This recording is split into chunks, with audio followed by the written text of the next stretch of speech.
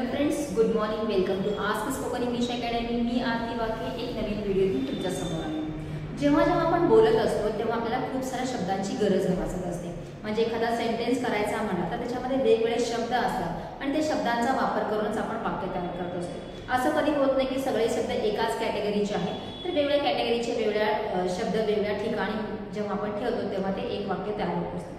आता आजचा जो टॉपिक आहे तो आहे व्होकॅब्युलरी डेव्हलपमेंटचा, म्हणजे शब्दसंग्रह आपल्याला वाढवायचा आहे. आता रिलेशन हा जो आजचा टॉपिक आहे म्हणजे काय तर नाती. आता आपण वेगवेगळ्या नात्यांमध्ये असतो, त्या पर्टिक्युलर नातीला काय काय म्हटलं जातं इंग्लिशमध्ये ते बघू. इन जनरली सगळ्यांना थोडेफार नाती माहिती आहेत, पण काही शब्द आहेत जे माहीत नाहीत किंवा माहिती करून घ्यायला पाहिजे असं आहे. म्हणून हा व्हिडिओ खास तुमच्यासाठी. खूप सारे वेगवेगळे नाती, त्यांना इंग्लिशमध्ये काय म्हणतात ते बघू. फर्स्ट ऑफ ऑल, नातीला इंग्लिशमध्ये म्हटलं जातं रिलेशन. रिलेशन म्हणजे नाती. आता ह्याच्यामध्ये पहिल्यांदा सगळ्यांना आई वडील भाऊ बहीण सगळं माहिती आहे. इवन तो आय हॅव रिटन हिअर. तुम्ही फक्त ते शब्द कोणते आहेत, त्याचे स्पेलिंग काय होतात आणि अर्थ काय होतात ते बघा. नंतर तुम्हाला कसं लिहायचं आहे वहीमध्ये ते तुम्हाला सांगते. फर्स्ट ऑफ ऑल शब्द आहे बॉय. बॉय म्हणजे एका मुलासाठी आपण वापरतो.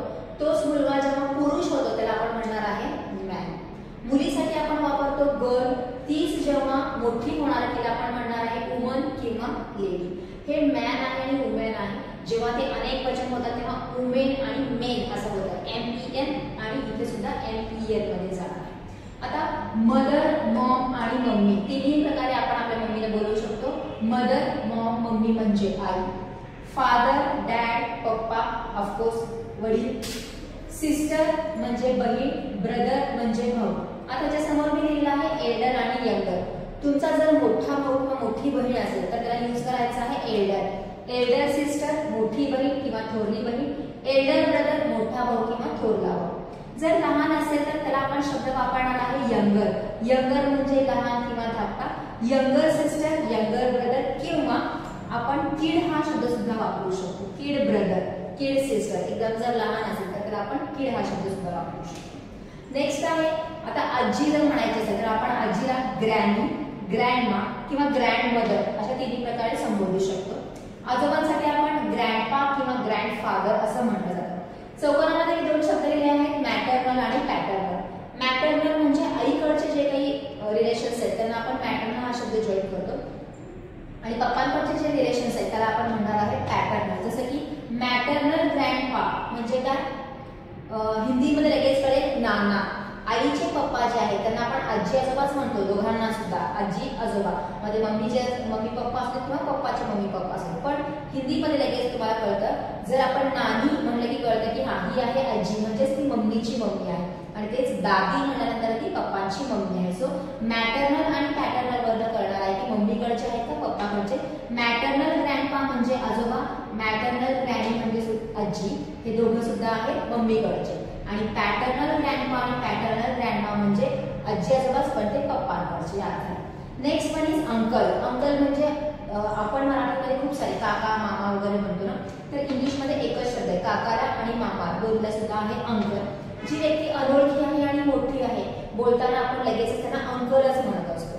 सो अंकल म्हणजे काका किंवा मामा. Again maternal uncle, paternal uncle. Paternal uncle मध्ये जाणार आहे काका आणि मॅटर्नल अंकल मध्ये जाणार आहे मामा. इवन मावशीच्या मिस्टरांना आपण काका म्हणतो ते सुद्धा मॅटर मध्ये जातात. ते लिहिताना तुम्हाला कन्सिडर करावं लागेल. नेक्स्ट वन इज आंटी किंवा आंट. दोन्हीही म्हटलं जातं.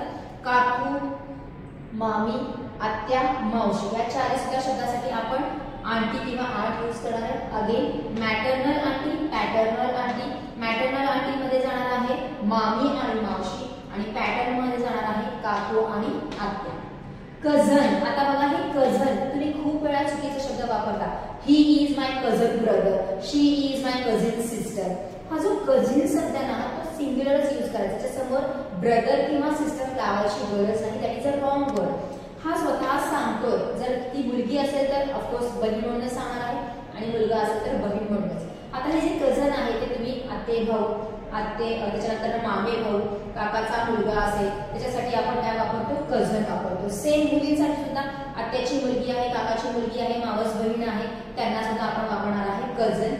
ते कधी कळणार आहे जेव्हा तुम्ही फक्त कझन म्हणून सांगणार. हा मुलगा असेल तर हा कोण असू शकतो, काकाचा मुलगा असेल, मामाचा मुलगा असेल म्हणून कळणार आहे.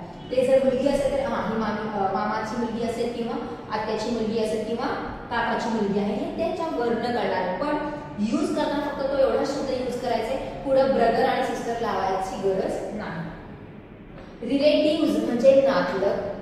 चाइल्ड, चाइल्ड म्हणजे मूल, बेबी म्हणजे बाळ. चाइल्ड थोडंसं मोठं असतं, बेबी म्हणजे एकदम लहान असतं. सन म्हणजे मुलगा, डॉटर म्हणजे मुलगी. आता इथं आपण वापरलेला आहे बॉय आणि गर्ल, बरोबर, आणि इथं वापरलेला आहे सन आणि डॉटर, दोन्हीमध्ये फरक आहे. ही इज अ बॉय, तो मुलगा आहे. ही इज माय सन, तो माझा मुलगा आहे. अर्थ जरी मुलगा असं दिसत असेल तरी बॉय हा एका पर्टिक्युलरली मुलाला ओळखण्यासाठी दिलेलं नाव आहे, आणि सन म्हणजे ज्याचे स्वतःचा मुलगा आहे तेव्हा सांगत असताना आपण सनचा वापर करतो. Same goes with daughter. She is a girl, ती मुलगी आहे. शी इज माय डॉटर, ती माझी मुलगी आहे. मुलगी म्हणजे कन्या, ती माझी मुलगी आहे, म्हणजे ते माझंच काय आहे ब्लड इनडायरेक्टली मला सांगायचं. आणि इन जनरली कुठल्याही मुलीला ओळखण्यासाठी आपण वापरणार आहे गर्ल हा शब्द. नेक्स्ट सगळीकडे तुम्हाला दिसत असेल इन लॉ असे लिहिलेलं आहे, बरोबर आहे. इन लॉ म्हणजे का कायद्याने झालेले रिलेशन, जसं की सन इन लॉ म्हणजे जावई, डॉटर इन लॉ म्हणजे सून, मदर इन लॉ म्हणजे सासू, फादर इन लॉ म्हणजे सासरे, सिस्टर इन लॉ ह्याच्यामध्ये तुम्ही नणंद आणि जाऊ दोघंही लिहू शकता. ब्रदर इन लॉ मध्ये मेवणा आणि साडू दोन्ही येणार आहेत. इंग्लिश मध्ये खूप कमी शब्द आहेत मला बघायला गेले तर, मराठीमध्ये बघा प्रत्येक रिलेशनला वेगवेगळे शब्द आहेत, पण सगळ्या जे काही इंग्लिश मध्ये शब्द आहेत ते ऑलमोस्ट ही कॅटेगरी असेल तर त्यांना हाच वापरा, ही कॅटेगरी असेल तर त्यांना हेच एक कॉमन यूज करा, तशा प्रकारे हे शब्द झालेले आहेत. नेफ्यू म्हणजे भाचा किंवा पुतण्या. तुम्हाला माहिती असेल भाचा म्हणजे बहिणीच्या मुलांना म्हटलं जातं आणि पुतण्या म्हणजे भावाच्या मुलांना म्हटलं जातं. नीस म्हणजे पुतणी किंवा भाची. आता हे जे शब्द आहेत त्याला बघा फादरली, मदरली, ब्रदरली, सिस्टरली आणि फ्रेंडली. म्हणजे काय सगळ्याला एलवाय हा शब्द लावलेला आहे. मग अर्थ कसा झाला? फादर म्हणजे वडील, फादरली म्हणजे वडिलांसारखा, मदर म्हणजे आई, मदरली म्हणजे आईसारखी, ब्रदर म्हणजे भाऊ, ब्रदरली म्हणजे भावासारखा, सिस्टर म्हणजे बहीण, सिस्टरली म्हणजे बहिणीसारखा, फ्रेंड म्हणजे मित्र, फ्रेंडली म्हणजे मित्रासारखा किंवा मित्रत्वाचा. म्हणजे किती वेळा असं तर शी इज माय फादर, ते माझ्या वडिलांसारखे आहे. मराठीमध्ये म्हणतात मात्र अरे ते माझ्या वडिलांसारखे आहेत. मग वडिलांसारखे आहेत म्हणजे काय शब्द येणार आहे? फादरली हा शब्द येणार आहे. नेक्स्ट आहे फ्रेंड, पाल आणि अमिगो. तिन्ही शब्दाचा एकच अर्थ आहे मित्र. मित्रासाठी आपण हे तीन शब्द यूज करू शकतो. तोच मित्र जर जिवलग मित्र असेल तर त्याला आपण कॉन्फिडंट किंवा क्लोज फ्रेंड म्हणू शकतो. Near relation, near relative. Near म्हणजे जवळचे, जवळचे नाती, जवळचे नातलग. डिस्टंट रिलेशन, डिस्टन्स रिलेटिव्ह म्हणजे काय लांबचे नाते, लांबचे नातलग. आपण खूप वेळ अरे ते आमच्या लांबच्या नात्यातले आहेत, अरे ते खूप जवळच्या नात्यातले आहेत, तेव्हा वापरायचा आहे नियर आणि डिस्टन्स हा शब्द with that relation or relative. Blood relation, blood relative. Blood म्हणजे काय ते आमच्या रक्ताच्या नात्यातले आहेत. म्हणजे फॉर एक्झाम्पल माझं आडनाव बाके आहे आणि मी कुठल्या तरी एखाद्या गावाकडे गेले त्यांनी पण म्हणले की बाकेच आडनाव, पण we don't know each other. आम्ही एकमेकांना ओळखत नाही, पण त्या नावावर अरे हा हे आमचे काय आहे ब्लड रिलेशन मधले आहेत असं कोणीतरी आम्हाला ओळख करतं. अरे तुमच्या रक्ताच्या नात्यातलेच आहेत, फक्त तुम्ही लांब राहत असल्यामुळे तुम्हाला माहिती नाहीये, तेव्हा वापरलं जातं ब्लड रिलेशन. अक्वाइंटन्स म्हणजे ओळखीचे, फक्त ओळखीचे की हा हे आमच्या ओळखीचे आहे. तेच डिस्टंट अक्वाइंटन्स म्हणजे लांबच्या ओळखीचे, हा कधीतरी हाय हॅलो करतो. नियर अक्वाइंटन्स म्हणजे जवळच्या ओळखीचे आहेत, म्हणजे काय दररोजचं आमचं बोलणं वगैरे आहे त्याला म्हटलं जातं नियर अक्वाइंटन्स. अक्वाइंटन्स फक्त ओळखीचे, लांबच्या ओळखीचे, जवळच्या ओळखीचे या अर्थाने. किथ अँड किन म्हणजे काय मित्र आणि नातलग, दोघांना मिळून एकच शब्द वापरलेला. जसं की इन्व्हाइट युअर किथ अँड किन फॉर द पार्टी. पार्टीसाठी तुम्ही तुमच्या मित्र आणि नातलग यांना इन्व्हाइट करा, दोघांना मिळून शब्द घेतलेला आहे किथ अँड किन. ब्रेद्रेन, ब्रेद्रेन म्हणजे भाऊबंदकी, अरे ते आमच्या भाऊबंदकीतले आहेत, म्हणजे काय तुमच्या भावाभावांमध्ये चुलत भाऊ, मावस भाऊ असे जे असतात त्यांच्यातले झाले रिलेशन्स. किंड्रेड म्हणजे सगळे सोयरे, अरे ते आमचे सगळे सोयरे आहेत. हे सगळे शब्द मराठीमध्ये तुम्हाला माहिती, त्यांना इंग्लिशमध्ये काय म्हणायचं ते आपण बघू. सिबलिंग्स. आता ही is my brother, she is my sister जेव्हा आपण म्हणतो तिथं जर दोघं जण असेल, एक जण असेल तर we can introduce like he is my brother. पण एक दोन भाऊ आणि एखादी बहीण असेल किंवा दोन बहिणी आणि एक भाऊ असेल, असं 4-5 जणांना तुम्हाला जर सांगायचं असेल तर प्रत्येकाला ही is my brother, she is my sister असं न सांगता आपण काय म्हणू शकतो they are my siblings. Siblings म्हणजे काय, भाऊ बहीण. एनिमी म्हणजे शत्रू, सगळ्यांना माहिती असेल. ब्लड ब्रदर किंवा फुल ब्रदर म्हणजे काय, सख्खा भाऊ. हा माझा मोठा सख्खा भाऊ आहे, ही माझी छोटी सख्खी बहीण आहे. तेव्हा सख्ख्या शब्दासाठी आपण वापरणार आहे ब्लड किंवा फुल. ब्रदर फक्त शब्द लिहिलेला आहे, यू कॅन जॉईंट सिस्टर असो, ब्लड सिस्टर किंवा फुल सिस्टर. खाली लिहिलेला आहे स्टेप ब्रदर किंवा हाफ ब्रदर. हाफ ब्रदर म्हणजे काय, अर्धा भाऊ आहे का, नाही. तर स्टेप हा त्यालाच लावलेला म्हणजे काय, सावत्र भाऊ, सावत्र बहीण. त्याला वापरतो आपण स्टेप हा शब्द किंवा हाफ हा शब्द. आता स्टेप म्हणजे सावत्र, त्याच्यामध्ये सावत्र आई, सावत्र वडील, सावत्र बहीण, सावत्र मूल, सावत्र मुलगा, सावत्र मुलगी, या अर्थाने आपण स्टेप हा शब्द काय केलेला आहे, असलेल्या रिलेशनला लावला की त्याचा अर्थ वेगळा होतो. सावत्र या अर्थाने. सगळ्यात महत्त्वाची व्यक्ती जर आपल्या लाईफ मध्ये कोणी असेल तर ते ऑफकोर्स नेबर्स असतात, शेजारचे. त्याला म्हटलं जातं नेबर. ट्विन, ट्विन म्हणजे जुळे. गेस्ट, गेस्ट म्हणजे पाहुणे. टिनंट, टिनंट म्हणजे भाडेकरू. आता माझं घर आहे आणि माझं जर एखादी खोली एक्स्ट्रा असेल किंवा 3-4 खोलीचा माझा फ्लॅट आहे, मी जर कोणाला भाड्याने दिलेलं असेल ते घर, त्या घरामध्ये जे राहतात त्याला म्हटलं जातं भाडेकरू आणि इंग्लिशमध्ये म्हटलं जातं टिनंट. आणि मी झाले त्यांची ओनर. ओनर म्हणजे मालक. आमच्या दोघांचं रिलेशन आहे ओनर आणि टिनंटचं. फॉलोवर किंवा डिसिपल म्हणजे अनुयायी. अनुयायी म्हणजे काय, जसं की तुम्ही एकेका युट्यूबरला फॉलो करता, बरोबर आहे, आणि ते कसं सांगतात कसं वागतात किंवा त्यांच्या अधिपत्याखाली चालतात, जेव्हा त्यांनी असे कपडे घालतात तो असं बोलतो, त्यांचे हे प्रिन्सिपल्स आहेत मी त्यांना फॉलो करतो, तर त्याला म्हटलं जातं फॉलोवर किंवा डिसिपल, अनुयायी. हजबंड म्हणजे नवरा, वाईफ म्हणजे बायको. लग्न झाल्यानंतर हे दोन रिलेशन काय होतात, तयार होतात, हजबंड आणि वाईफ. लग्न ठरलेलं असेल तर आपण म्हणतो फियांसे. फियांसे म्हणजे काय, तर हिंदीमध्ये मंगेतर असं म्हटलं जातं. आणि फियांसी दोन्हीमध्ये फक्त ईचा एक्स्ट्रा काय आहे, वापर केलेला आहे. जिथं मुलीचं लग्न ठरलेलं आहे तेव्हा तो मुलगा तिला म्हणतो शी इज माय फियांसी आणि ती त्याला म्हणते he is my fiance. Fiance, fiancee लग्न ठरलेलं आहे, साखरपुडा झालेला आहे, लग्न झालेलं नाही तेव्हा म्हटलं जातं.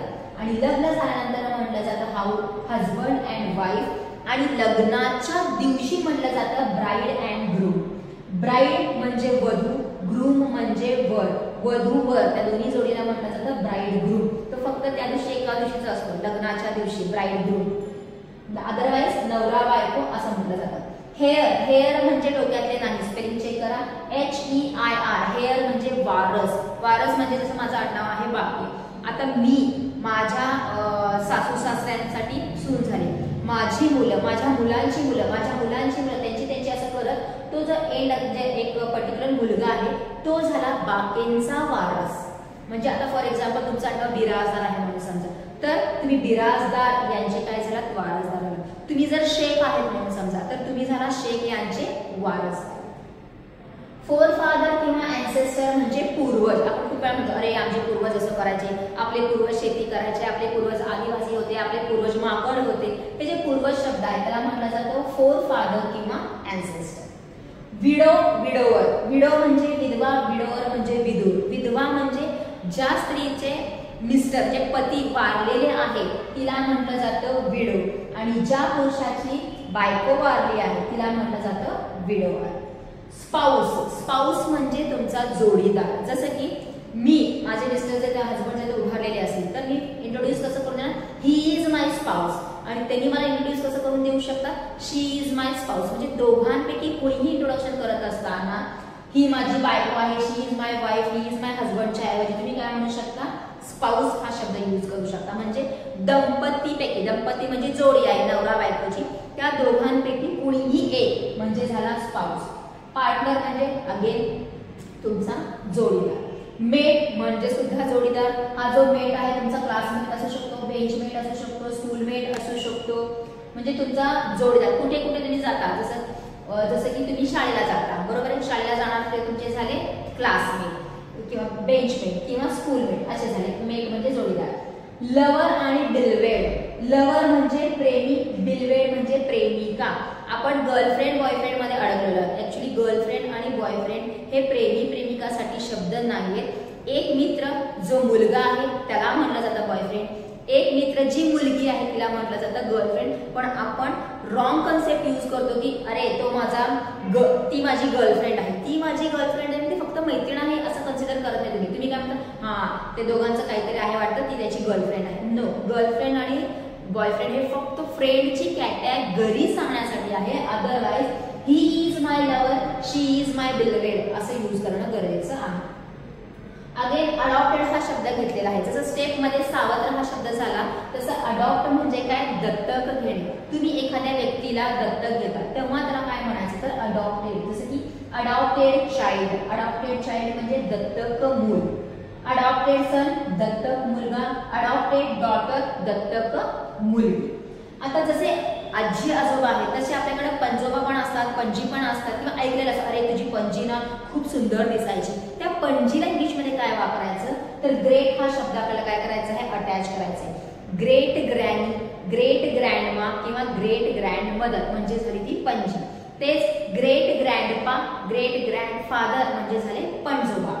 त्याच्यानंतर ग्रँड पॅरेंट्स म्हणजे आजी आजोबा दोघांना मिळून. जसं पॅरेंट्स म्हणजे पालक, आई आणि वडील या दोघांना वेगवेगळ्या नावाने न हाक मारता आपण काय म्हणतो, पॅरेंट्स म्हणतो. तसंच ग्रँड पॅरेंट्स म्हणजे आजी आजोबा झाले. तसंच ग्रँडसन, ग्रँड डॉटर. ग्रँडसन म्हणजे नातू आणि ग्रँड डॉटर म्हणजे नात. म्हणजे मी माझ्या आजी आजोबांचे आहे ग्रँड डॉटर. तसं तुम्ही तुमच्या आजी आजोबांचे आयदर ग्रँडसन असाल किंवा ग्रँड डॉटर असाल. हे अशा प्रकारचे भरपूर सारे नाती आहेत जे आपण मराठीमध्ये सहज बोलून जातो. त्यांना इंग्लिशमध्ये काय म्हणतो आपण हे सगळं बघितलेलं आहे. आता ह्याच्यामध्ये खूप सारे वर्ड्स तुम्हाला ऑलरेडी माहिती होते, पण खूप सारे नवीन नवीन शब्द पण आज आपण बघितले. आता तुम्हाला काय करायचं, लिहित असताना तुमचं हे जे पेज आहे बरोबर आहे, तुमचं पेज आहे, त्या पेजचे बरोबर 3 भाग करायचे आहेत. पहिल्या सेक्शन मध्ये स्पेलिंग लिहायचं आहे, दुसऱ्या सेक्शन मध्ये उच्चार लिहायचा आणि तिसऱ्या सेक्शन मध्ये त्याचा अर्थ लिहायचा. जसं की इथं जर लिहिलं मी बॉय, इथं येणार आहे बॉय आणि इथं येईल मुलगा. असं प्रत्येकाचं लिहायचंय जेणेकरून तुम्हाला रीडिंग करत असताना उच्चार येतात का नाही हे कळेल आणि तुम्ही तो उच्चार भरपूर लिहायचा. तसं तर मी सगळे शब्द बोलून दाखवलेले आहेत. ज्याचा शब्दाचा तुम्हाला उच्चार येते तिथे पॉज करा आणि रिपीटेडली लावा आणि तो उच्चार लिहून काढा. प्रत्येकाचे अर्थ सुद्धा मी सांगितलेले आहेत. स्पेलिंग तर तुम्हाला फळ्यावर दिसतच आहे, स्पेलिंग लिहून काढा. ऐकत ऐकत प्रत्येकाचा उच्चार आणि अर्थ लिहून काढा. तुमच्या वहीमध्ये हे वर्ड्स असणं गरजेचं आहे. फक्त ऐकू नका, एकदा हाताखालून जाऊ दे, जेणेकरून बोलत असताना तुम्ही या शब्दांचा काय करू शकता, वापर करू शकता. मी अगेन साईडला होते, स्क्रीनशॉट काढून घ्या आणि शब्द लिहून काढा. सारखं सारखं वाचा.